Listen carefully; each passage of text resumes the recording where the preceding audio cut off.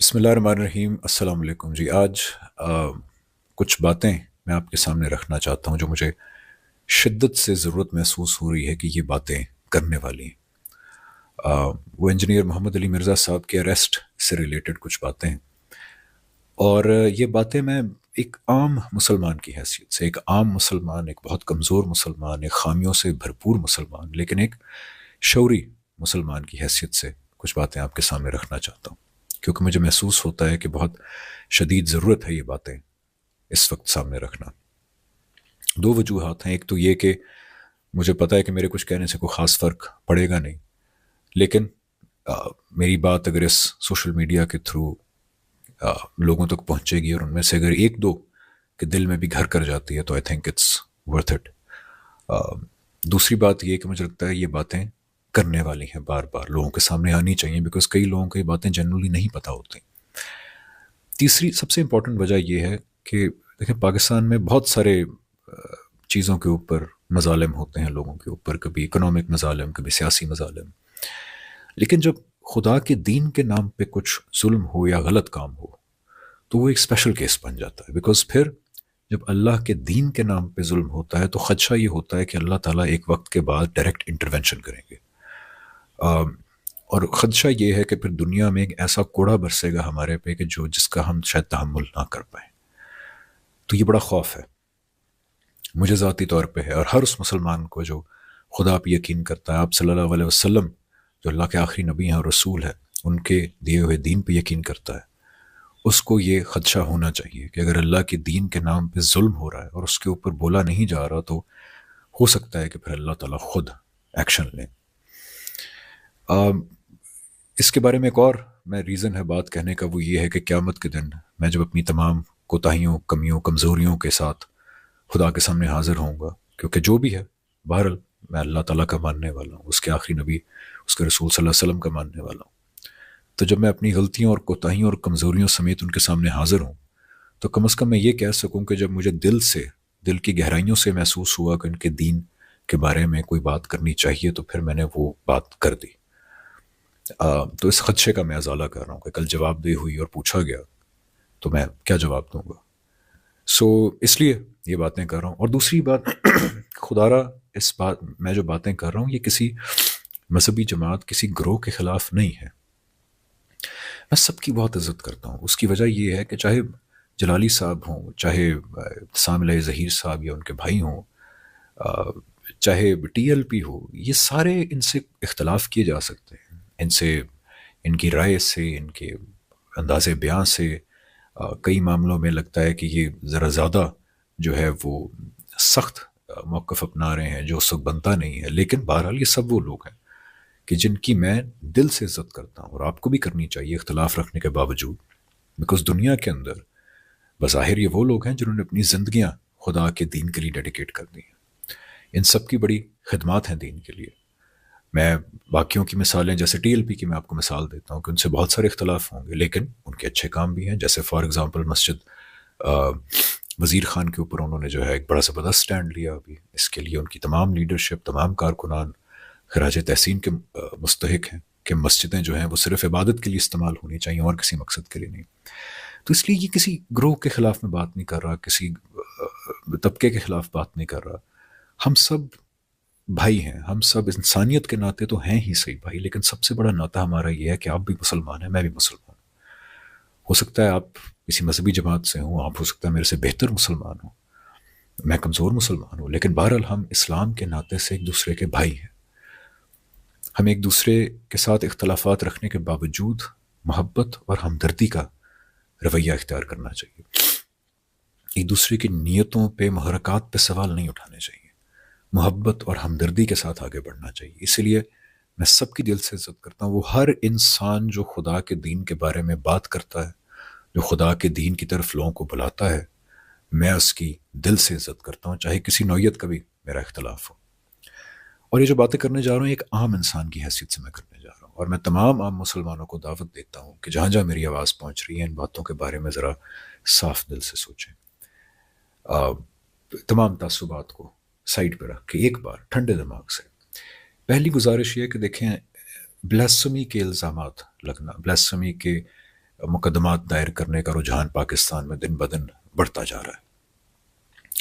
اور ہمارے ہاں جو بلاسمی کے بارے میں رائے ہے، جو پاپولر ہے، جو کانسیپٹ ہے، وہ ایون فقہ حنفی کے مطابق بھی ٹھیک نہیں ہے. میں بلاسمی کے معاملے میں جاوید احمد غامدی صاحب کی رائے سے بالکل متفق ہوں کہ وہ ٹھیک کہتے ہیں، لیکن ابھی میں اس بحث میں نہیں ڈلوں گا، بیکاز میں انڈرسٹینڈ کرتا ہوں کہ غامدی صاحب کے بارے میں کئی لوگ کہتے ہیں کہ ان کی رائے ٹھیک ہے، کئی کہتے ہیں غلط ہے. میں فقہ حنفی اس لیے بیان کر رہا ہوں بیکاز اس پہ تمام لوگ متفق ہیں، امام ابو حنیفہ فقہ حنفی. تو اس لیے میں کہتا ہوں کہ چلیں ٹھیک ہے. بائی دا وے جو غامدی صاحب کی رائے کو جاننا چاہیں، ان کی کتاب میزان کے اندر یہ موجود ہے اس ٹاپک کے بارے میں. اور اگر آپ یوٹیوب پہ جائیں تو آپ ٹائپ کر سکتے ہیں جاوید احمد غامدی آن بلاسمی پنشمنٹ، تو وہاں پہ بھی آپ کو بہت اچھا مواد مل جائے گا دیکھنے کے لیے.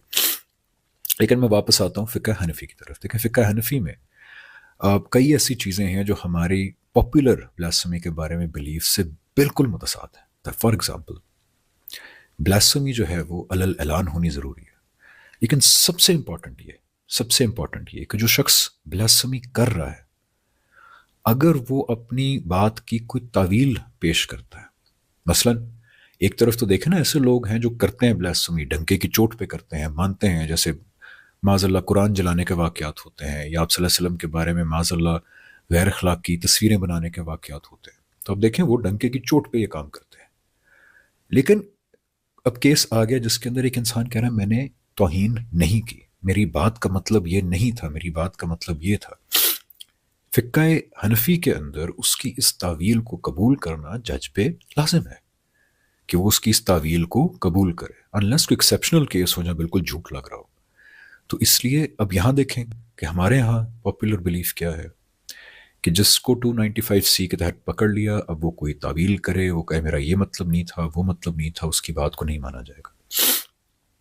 اس وجہ سے سینکڑوں لوگ پاکستان میں جیلوں میں 10 سال سے سڑ رہے ہیں، جو یہی بات کہہ رہے ہیں کہ ہماری بات کہنے کا یہ مقصد نہیں تھا، ہم نے توہین نہیں کی.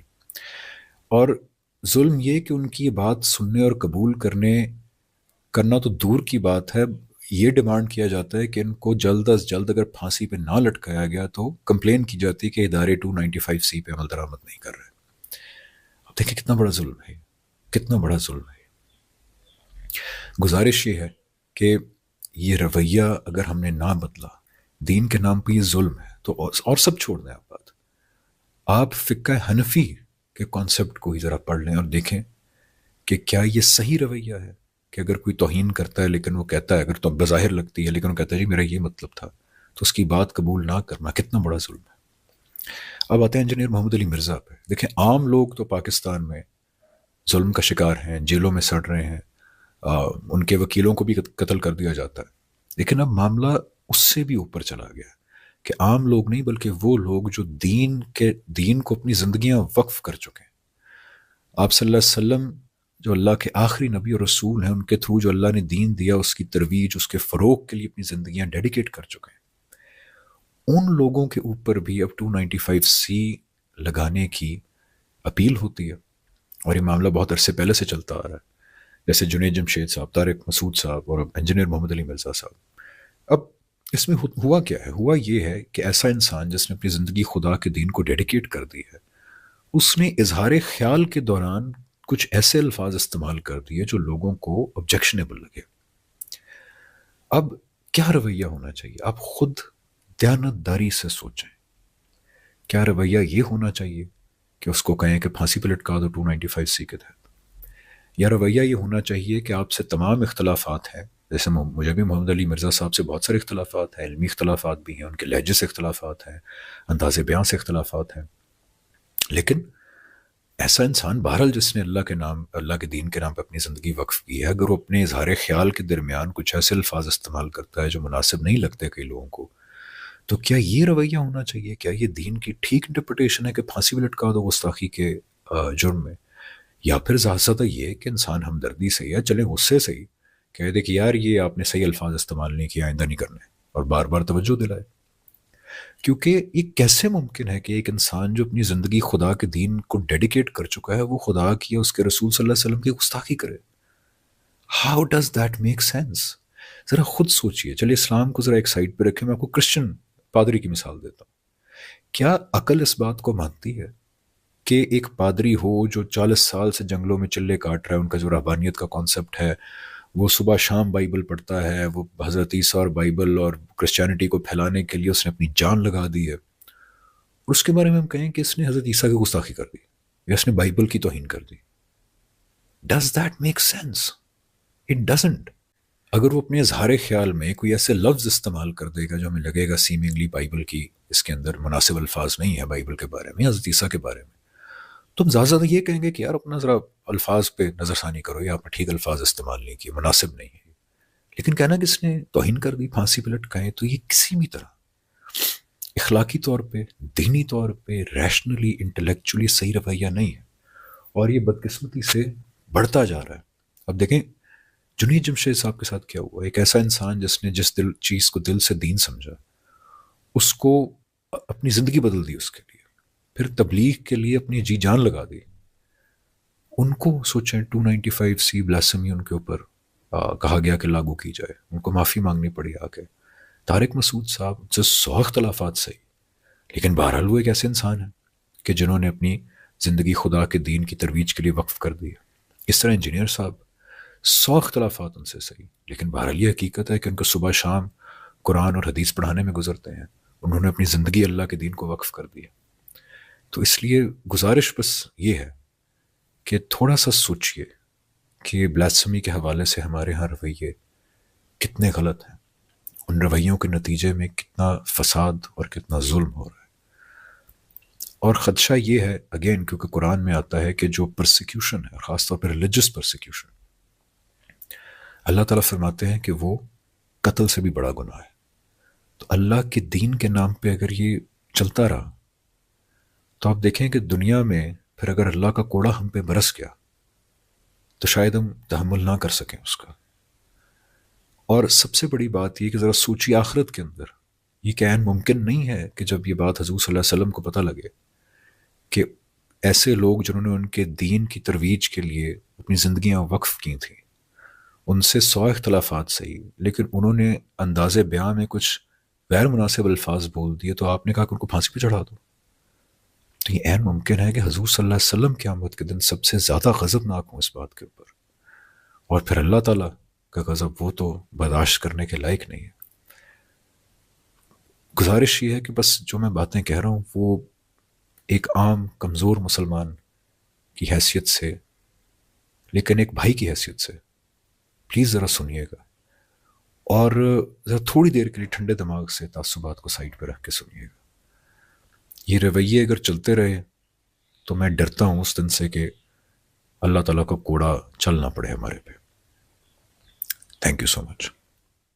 ان کے لہجے سے آپ اختلاف کر سکتے ہیں, ان کے انداز بیان سے اختلاف کر سکتے ہیں, لیکن بہرحال یہ حقیقت ہے کہ انجینئر صاحب نے جس طرح اللہ تعالیٰ کی توحید کا علم بلند کیا, جو ہمارے ہاں خاص طور پہ سب کانٹیننٹ کے اندر غیر اللہ کو بہت زیادہ اہمیت دی جا رہی تھی, انفیکٹ ان کی عبادت کی جا رہی تھی, اس غیر اللہ کے بت کو جو ہے توڑنے کے اندر انجینئر صاحب کا بہت بڑا رول ہے. اللہ تعالیٰ نے ان کو بہت عظیم مقصد کے لیے استعمال کیا.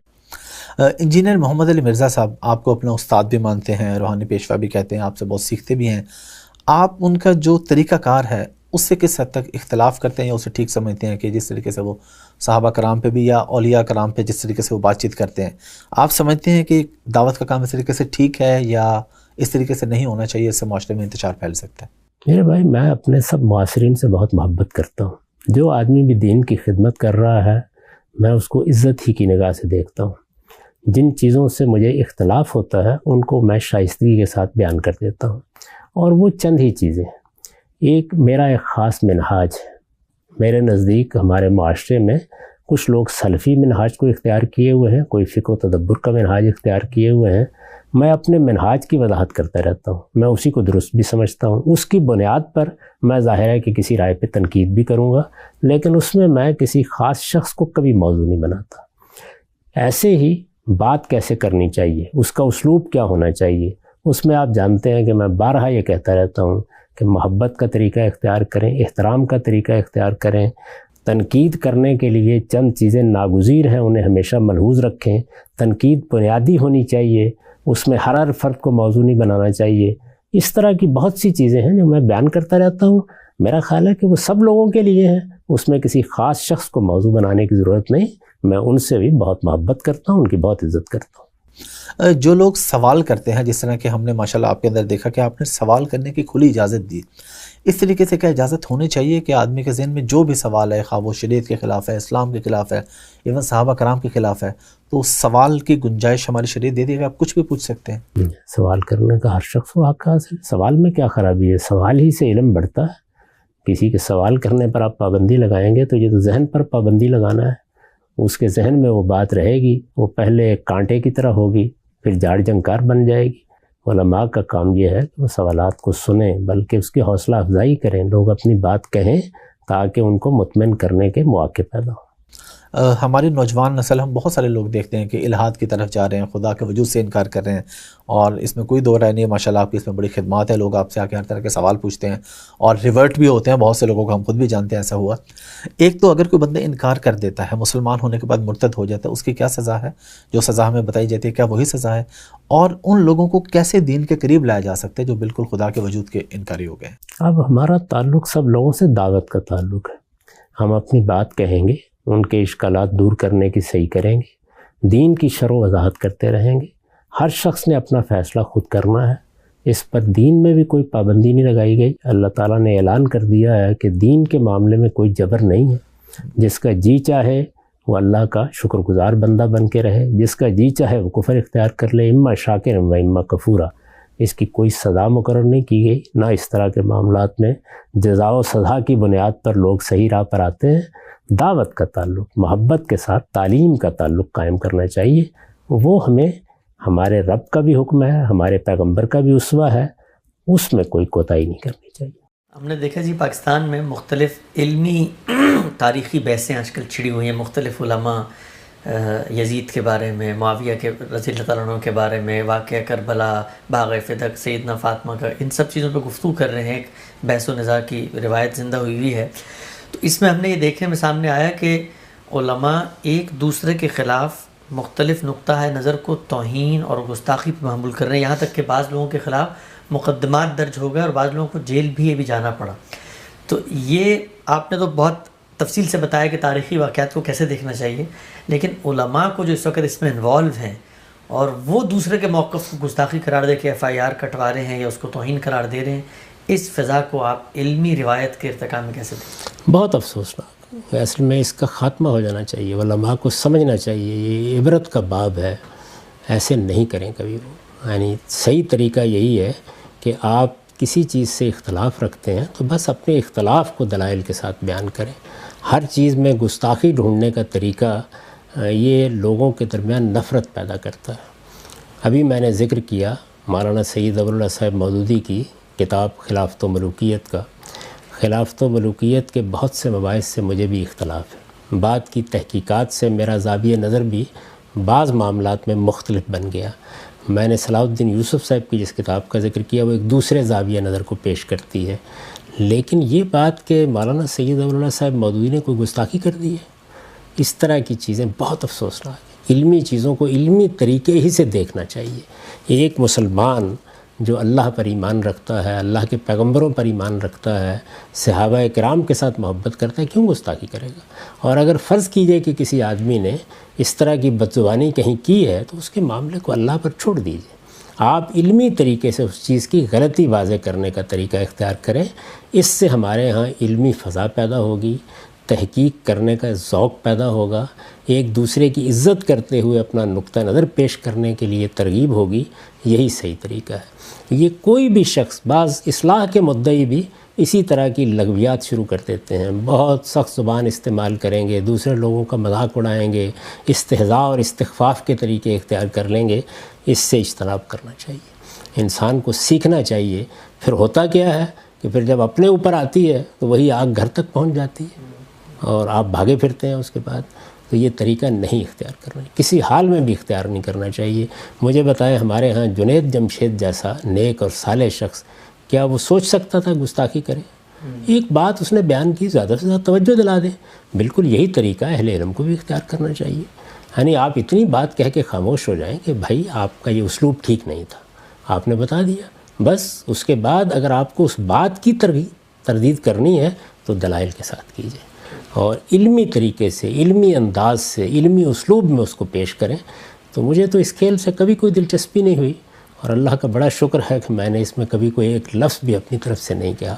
نہ میں اپنے نقطہ نظر کو پیش کرنے کے لیے، اس لب و لہجے کو اختیار کرنے کے لیے تیار ہوں، نہ دوسروں کے ہاں میرے پاس اتنی مہلت ہوتی ہے کہ میں یہ تلاش کرتا پھروں کہ کہاں گستاخی ہو گئی اور کہاں کیا ہو گیا ہے. ہر شخص اپنے اعمال کے لیے جواب دے، قیامت میں خدا کی عدالت میں پیش ہو جائے گا.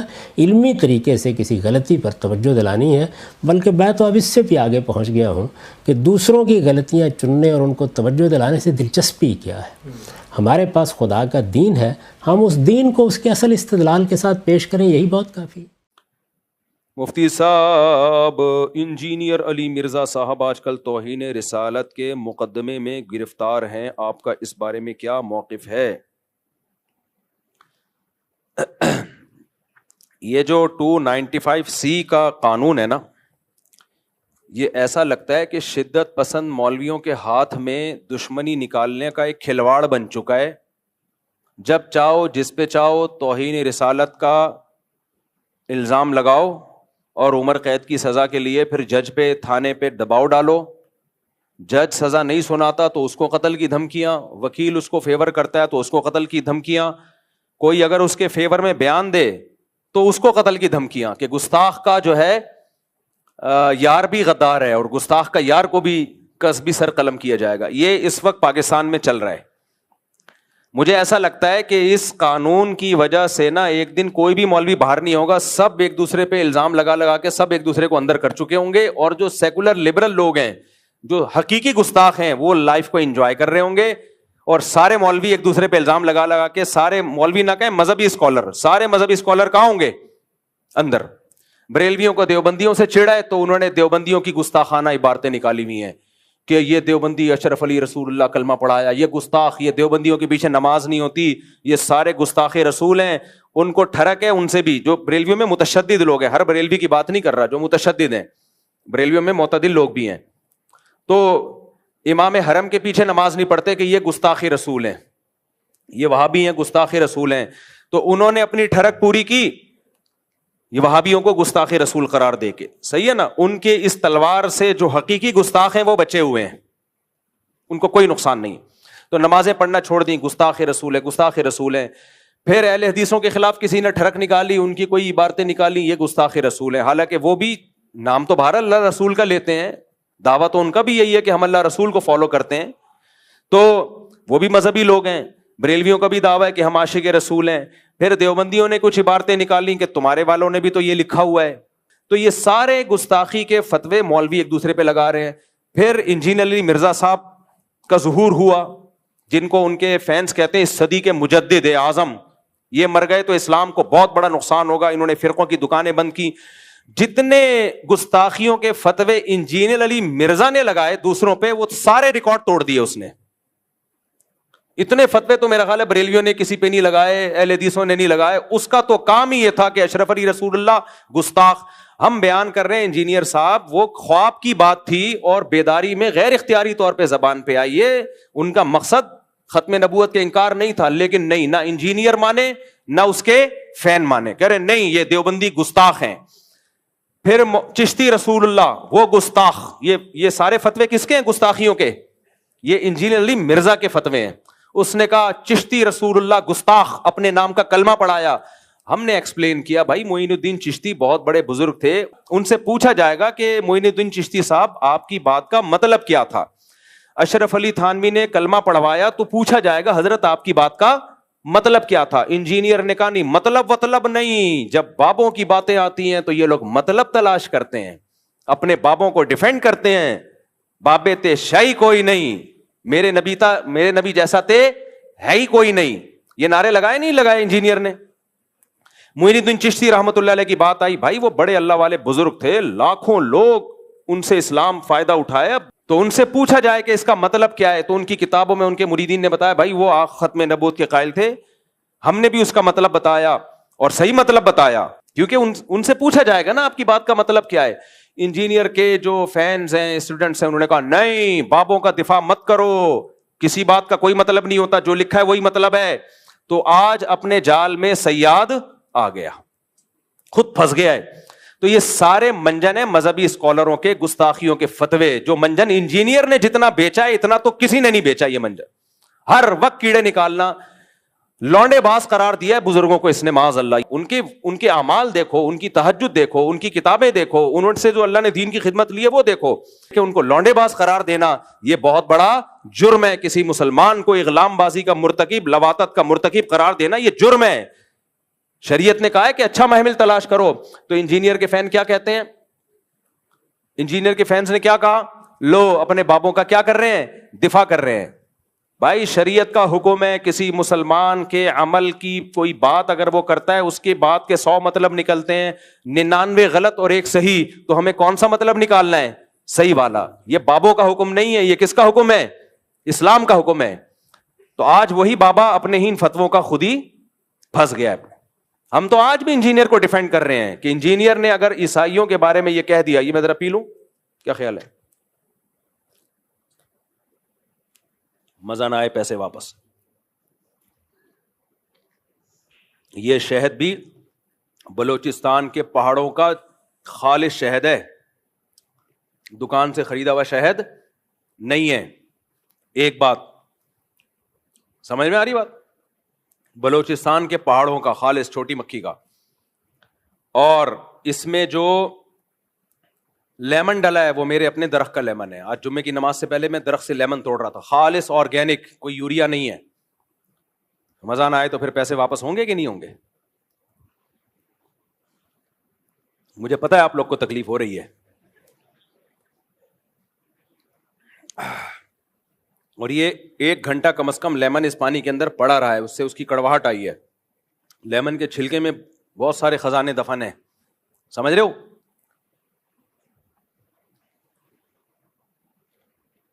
آہا ہا ہا. چلو آگے, اللہ نظر بس سے بچائے. خیر کیا بات کر رہا تھا بھائی میں؟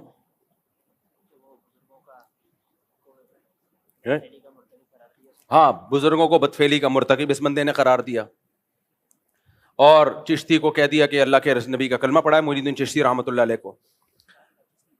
دجال کہا, پتہ نہیں کیا کیا کہا ہے, اتنے بڑے بڑے, خدا کے لیے تم کانپتے کیوں نہیں ہو یار, تمہیں اتنی زبان سے ایسے الفاظ نکالتے ہوئے تمہیں شرم کیوں نہیں آتی, اللہ کا خوف کیوں نہیں آتا. تو ہم تو بھائی ان کو بھی, ان کے بارے میں بھی کہہ رہے تھے کہ وہ گستاخ رسول نہیں ہے, ان کی سیرت اٹھا کے دیکھو, وہ گستاخ نہیں ہے, ان کی بات کا یہ مطلب ہے. اور آج ہم انجینئر کو بھی ڈیفینڈ کر رہے ہیں کہ انجینئر نے اگر یہ کہہ دیا کہ عیسائی ہمارے نبی صلی اللہ علیہ وسلم کو معاذ اللہ نقل کفر دجال کہتے ہیں, تو اس پہ یہ اعتراض تو کیا جائے گا کہ عیسائی ایسا کہتے ہیں کہ نہیں کہتے. سمجھ میں آ رہی ہے بات؟ یہ اعتراض تو کیا جائے گا, تو آپ ریفرنس دیں وغیرہ وغیرہ.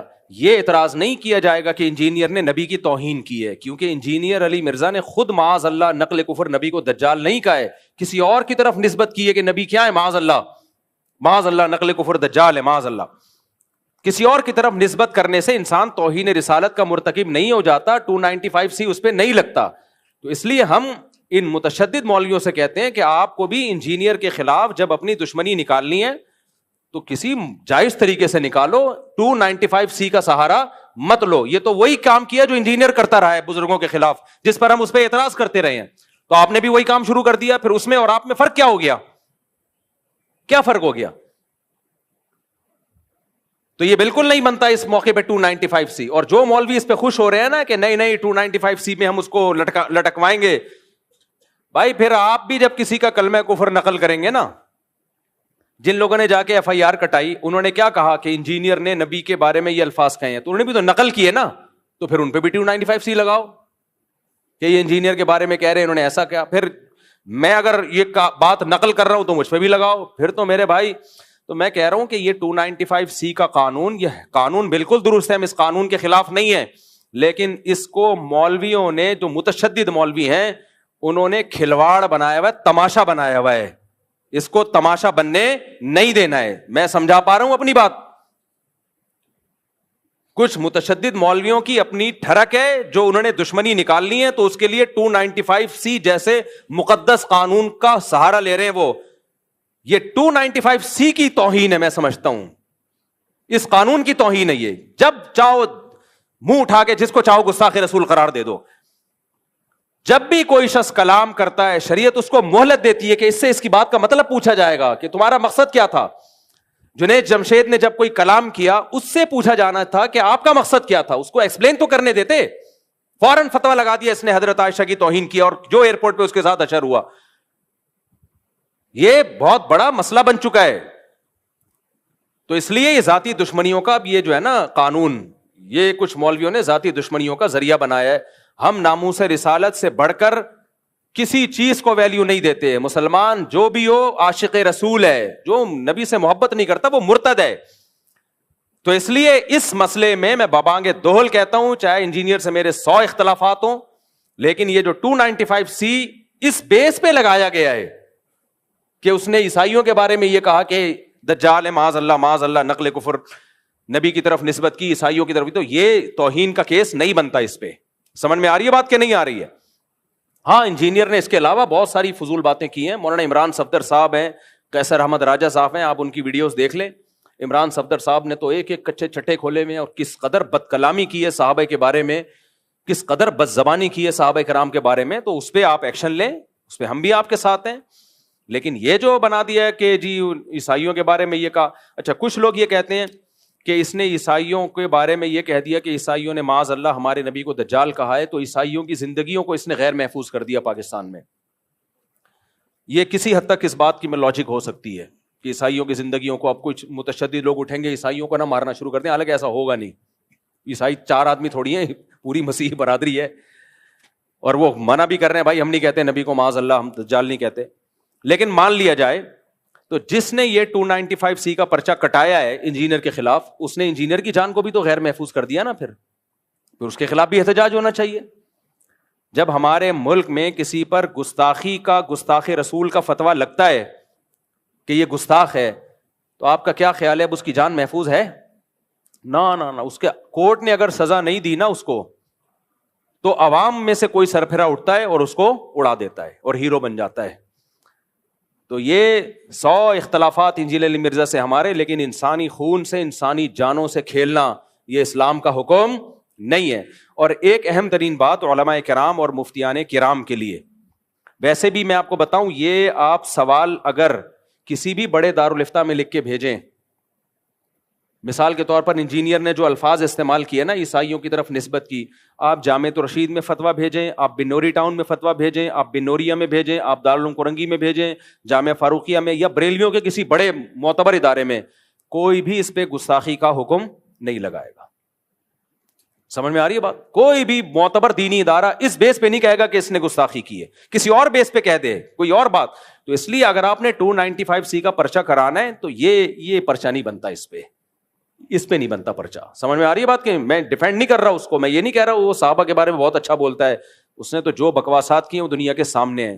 مولانا عمران صفدر صاحب کا بھی نیا کلپ سامنے آیا ہے, وہ دیکھ لیں آپ.